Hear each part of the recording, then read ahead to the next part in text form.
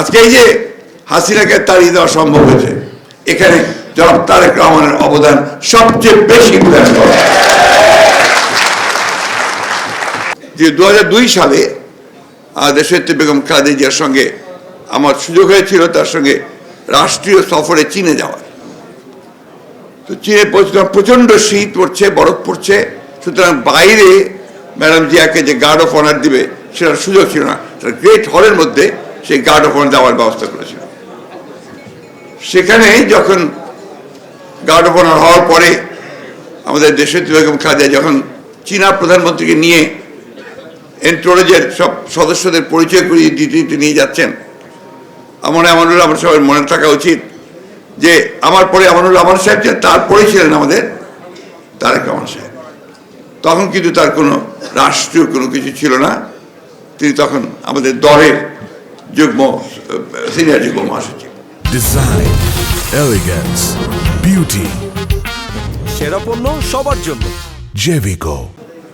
তো যখনই দেশনেত্রী খালেদা জিয়া তার সামনে এসে প্রধানমন্ত্রীকে পরিচয় করে দিলেন যে হি ইজ মাই সান, আমার এখনো মনে আছে প্রধানমন্ত্রী, চীনের প্রধানমন্ত্রী, তিনি 2 হাত দিয়ে তার হাত জড়িয়ে ধরলেন, ধরিয়ে বললেন carry the flag of your father and mother. তোমার বাবা এবং মা যে পতাকাটি উত্তোলন করেছিলেন সেই পতাকাকেই তুমি ক্যারি করে নিয়ে যাও। তারেক রহমান সেই পতাকাকেই ক্যারি করে চলেছেন, সেটাকেই সামনে নিয়ে চলেছেন। একটা পরিবারের উপরে কি পরিমাণ অত্যাচার নির্যাতন হতে পারে, একটা ইয়াং সম্ভাবনাময় নেতা, তার উপরে কিভাবে নির্যাতন হতে পারে তা এই জিয়া পরিবারকে এবং তারেক রহমান সাহেবকে না দেখলে আমরা বুঝতে পারবো না। আমি সেই কোথায় যাচ্ছি না। তারপরে নির্যাতন হয়েছে, শারীরিক নির্যাতন হয়েছে এবং মানসিক নির্যাতন হয়েছে। অথচ দেখেন এই নেতা তিনি কিন্তু কখনো থেমে যাননি।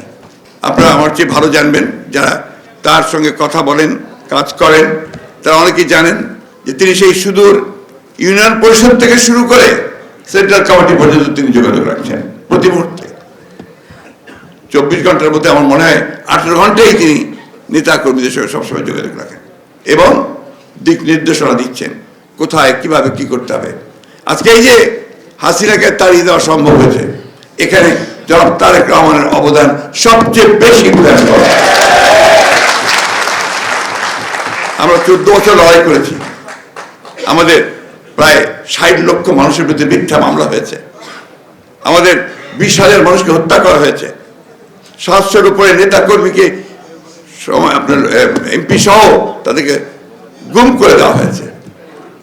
আমরা সেই ঘটনা করতে চাই না। এখন এই অবস্থা নিয়ে সেখান থেকে বেরিয়ে এসে তারেক রহমান সকলকে অনুপ্রাণিত করে, উজ্জীবিত করে তিনি কিন্তু আন্দোলনে ঝাঁপিয়ে পড়ার জন্য সকলকে তিনি আহ্বান জানান করেছেন, অনুপ্রাণিত করেছেন। আমি খুব ভালো করে জানি শেষের যে কটা দিন আমরা বলি যে ছাত্র গণ অভ্যুত্থানের মূল সময়টা, সেই সময়টা প্রতি মুহূর্ত তিনি যোগাযোগ রেখেছেন প্রত্যেকের সঙ্গে, এমনকি ছাত্র সমন্বয়কদের সঙ্গে পর্যন্ত।